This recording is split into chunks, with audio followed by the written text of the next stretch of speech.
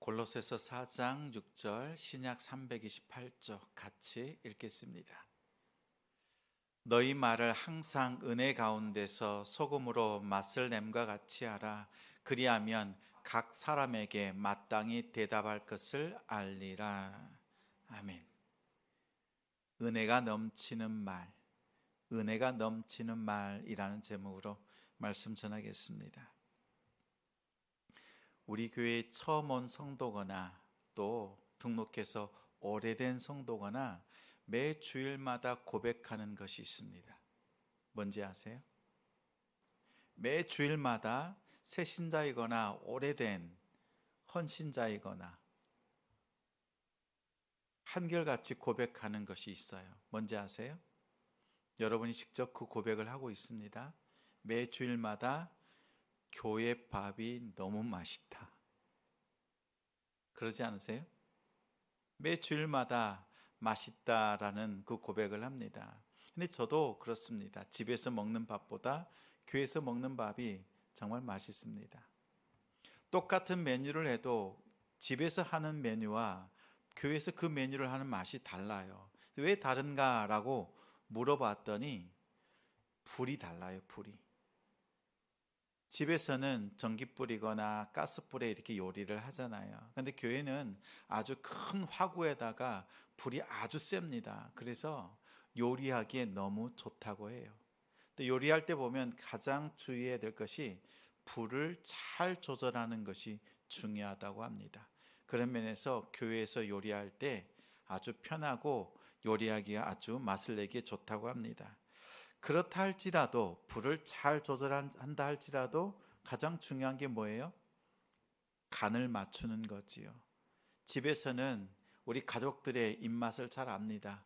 근데 교회에서는 저마다의 그 입맛이 다 다른데 적정하게 간을 맞추는 것이 가장 어렵습니다. 그렇지요? 우리 음식 하나를 봐도 간 하나에 또 너무 간이 안 돼 있거나 너무 짜면 먹기 어렵죠. 또 너무 심심하기도 하죠. 좋은 재료를 쓰고 좋은 불로 적당하게 잘 익혔다 할지라도 간이 맞지 않으면 먹기가 어려운 것이 음식입니다. 우리 인생에도 그렇습니다. 간이 잘 나는 것처럼 우리의 삶 속에서도 살맛 나는 사람들이 있습니다. 늘 즐겁고 경쾌하고 또 살아가는 모습들이 좀 다르다라는 그런 느낌을 받는 사람들이 있습니다. 그런 사람들이 좀 부럽지 않으세요? 여러분도 우리 성도들도 그런 삶 살고 싶지 않으세요? 좀 살맛 나는 그런 삶, 우리도 그런 기대와 또 그런 바람들이 있습니다. 근데 가만히 보면 여러 가지로 우리가 얘기할 수 있겠지만 그런 살맛 나는 삶, 또 정말 다른 삶을 사는 사람들을 보면 한 가지 공통점이 있어요. 말하는 것이 달라요. 말하는 것이 조금 다릅니다. 다른 사람들에게 쉽게 상처 주는 말을 하지 않습니다. 오히려 응원하고 격려하고 또 위로하는 그런 말들을 잘 합니다. 그리고 그 자신도 다른 말에 상처를 쉽게 받지 않습니다. 적정하게 거리를 두면서 그 상처받지 않도록 자기 자신을 잘 지킵니다. 한 가지 물어볼게요. 우리가 말을 하다 보면 상처를 주기도 하고 상처를 받기도 합니다. 또 위로를 주기도 하고 힘을 주기도 해요. 그런데 이런 말들 중에서 상처받는 말 때문에 상처를 받았는데 그 감정이 오래 갈까요? 아니면 뭔가 감동스러운 말을 들었을 때 그 감동이 오래 갈까요? 뭐가 오래 갈 것 같아요? 한번 기억해 보세요. 누군가가 나에게 아주 격려되는 말을 했을 때 그 말에 힘을 얻었어요. 하루, 이틀, 한 주간, 한 달. 이렇게 그 말이 계속 생각나는 그런 말이 있어요? 아니, 그런 말보다 상처 준 그 말이 내 마음에 비수같이 꽂혀서 하루 이틀이 아니라 1년, 2년이 지나도 그 말이 어제 들은 말처럼 떠오르는 것이 우리의 감정입니다. 근데 쉽게 말하면 우리가 너무 쉽게 말에 상처를 받는다는 거예요. 왜 그러냐면 우리의 마음은 우리 자체가 흙으로 만든 질그릇이라고 했지요. 아주 가벼운 것에도 쉽게 깨어집니다. 또 조금만 부딪혀도 깨어질 뿐만 아니라 금이 가고 상처가 납니다. 그리고 상처가 쉽게 아물지를 않아요. 그래서 위로하고 힘을 주는 말보다 상처, 그 작은 상처, 그렇지만 오래 가는 것을 우리는 경험합니다. 오늘은 상처받는 말보다 이 상처를 덮을 수 있는 은혜로운 말이 무엇인가, 이것을 살펴보겠습니다. 오늘 말씀 속에서 은혜로운 말을 찾고 그 안에서 회복되어지는 우리가 되길 바랍니다. 우리가 위로를 주고 힘을 주던 말 한번 생각해 보세요. 여러분의 삶 속에서, 지난 과거의 삶 속에서 내게 정말 힘이 되었던 말이 무엇이었던가, 말씀을 준비하면서 생각해 보았습니다. 몇 가지가 떠오르는데 강력하게 떠오르는 한 문장이 있어요. 목숨 걸고. 중학교 1학년, 2학년 때쯤에 담임 선생님이 한 얘기예요. 너희들이 무슨 일을 하든지 간에 목숨 걸고 하면 두려울 것이 없다라고 했던 그 말이 늘 생각이 나요. 종례 시간마다 이런 말씀을 주셨거든요. 그런데 최근에 제게 있어서도 늘 생각나는 한마디 말이 있었습니다. 우리 교회 집사님께서 저에게 당부하시는 말씀이었어요. 옆에 주방에서 믹스커피 한 잔을 타서 마시는데 그걸 바라봤던 집사님이 저한테 와서 이렇게 얘기해요. 목사님, 건강 생각하셔야 돼요. 믹스커피 마시면 안 돼요. 목사님, 차라리 아메리카노나 다른 차를 마시면 좋겠습니다 라고 얘기하시는 거예요. 그런데 그 집사님의 눈빛과 그 음성 속에는요, 정말 저를 걱정하고 사랑하는 마음, 그 진심을 담아서 저한테 얘기하는 거예요. 그동안 제 곁에서 가장 가까이 있는 사람들이 그러거든요. 좀 그런 거 먹지 말라고. 근데 알아요. 그런데 좀 다른 거예요. 제가 일터에 가서 믹스커피를 한 잔 먹어야 되겠다라고 해서 딱 봉지 커피를 잡으려고 한 순간 누가 떠올라요? 그 집사님이 저한테 해주신 말씀. 목사님 건강 생각해서 먹지 마세요 라고 하는데, 저는 먹지 말라고 한 말보다 그 집사님이 저에게 그 따뜻한 음성으로 또 진심을 담아서 해주는 말이 떠오르는 거예요. 그때로부터 지금까지 한 2주간 지났습니다. 2주간이 지났는데 믹스커피 한 잔 먹지를 않았습니다. 아니, 먹지 않은 게 아니라 그걸 보면 집사님이 생각이 나는 거예요. 이 이야기를 들은 아들이 저에게 얘기를 합니다. 그러면 자기가 그 집사님을 찾아가서 부탁을 하겠대요. 어떤 부탁을 하려느냐라고 했더니, 목사님 제발 살 좀 빼십시오. 이 말을 좀 대신 해달라. 이 부탁을 하겠다라고 하는 그 이야기를 들으면서 한참 웃었습니다. 제가 곰곰이 생각해 봤어요. 왜 이 집사님의 말씀이 이렇게 떠오르는가 생각해 보니까 사랑인 거예요. 진심을 담아서 위하는 마음인 거지요. 그냥 건성이 아닌 거예요. 그래서 그 집사님의 말씀이 계속 생각이 나면서, 내 생각하는 것, 내 마음, 그리고 이 한마디가 나의 행동을 바꿔놓는구나, 이 생각이 들었어요. 언제까지 믹스커피를 먹지 않을지는 모르겠어요. 장담할 수 없지만 그 한마디가 나를 바꾸고 있다라는 것이 새롭게 다가왔습니다.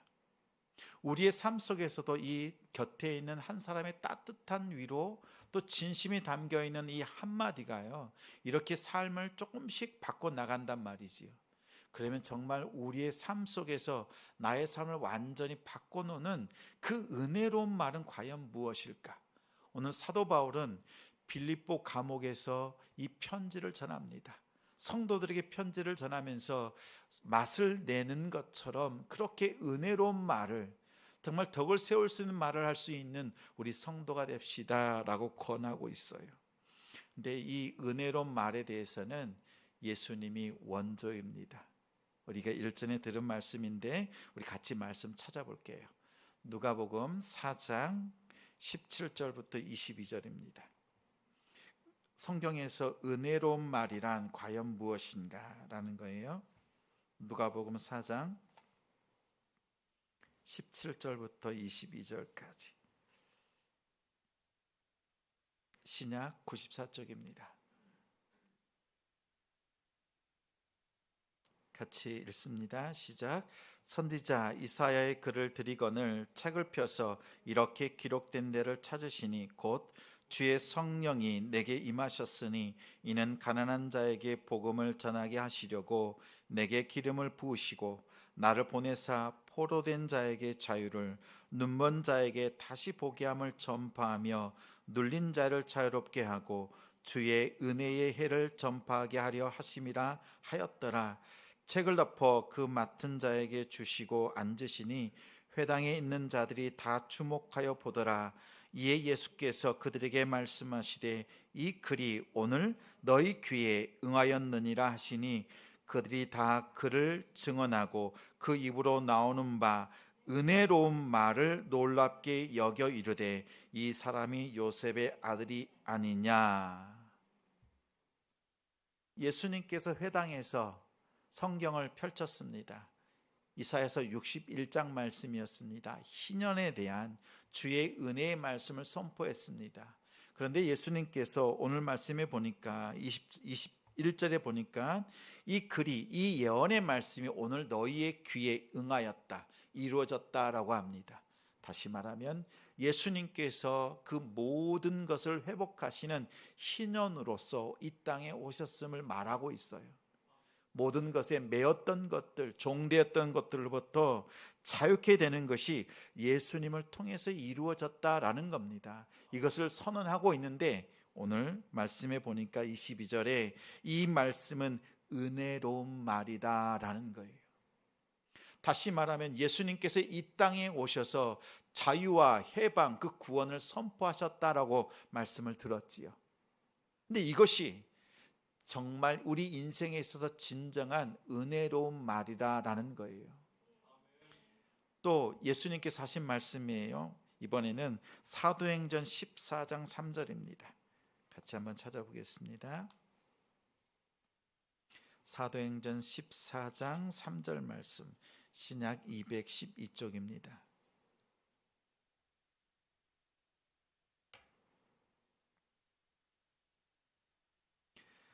(14장 3절) 말씀 같이 읽습니다.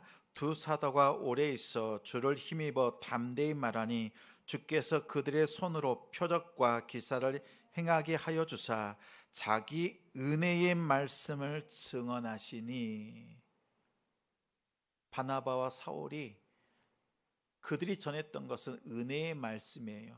예수님께서 이 땅에 오셔서 모든 죄에 대해서 사함을 더하여 주시고 용서하셨고 모든 걸 자유케 하셨다라고 하는 그 선언, 예수님께서 오셔서 하신 그 일, 가르치신 그 일에 대해서 그 말씀을 전하였는데 그게 은혜의 말씀이었어요. 사도 바울은 자신이 직접 경험을 했지요. 율법에 매였던 자입니다. 율법에 매여서 하나님을 위해서 열심히, 하나님을 기쁘시게 해드리기 위해서 열심히 살았지만 정작 그는 하나님이 원하는 삶이 아니라 반대의 방향으로 달려갔던 인물이었지요. 그런데 그가 이제 복음에, 그 은혜에 사로잡혔을 때에 그 복음의 말씀을 전하는 자가 되었습니다.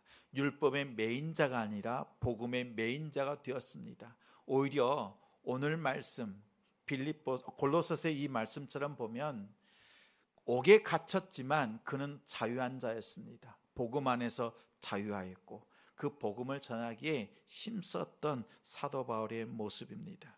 예수님께서 은혜의 해를 선포하시고 은혜로운 말을 사도들에게 주었고 이 사도들은 또한 가는 곳마다 이 은혜의 말씀을 전하기에 힘썼습니다. 우리가 연약하고 또 곤고한 가운데 있는 지체들, 가까운 이웃들을 만날 때 사람의 말로 위로하기보다 이 복음으로 위로할 수 있는 우리가 되기를 소망합니다. 우리가 이 복음을 가지고 나아가야 합니다. 그러면 우리가 두 가지를 잘 하면 돼요. 첫 번째는 기도하는 것입니다. 우리 오늘 본문 말씀 다시 한번 찾아보겠습니다. 골로새서 4장입니다. 2절 말씀. 바로 앞에 있는 구절이에요. 골로새서 4장 2절 말씀. 328쪽입니다. 같이 읽습니다. 시작.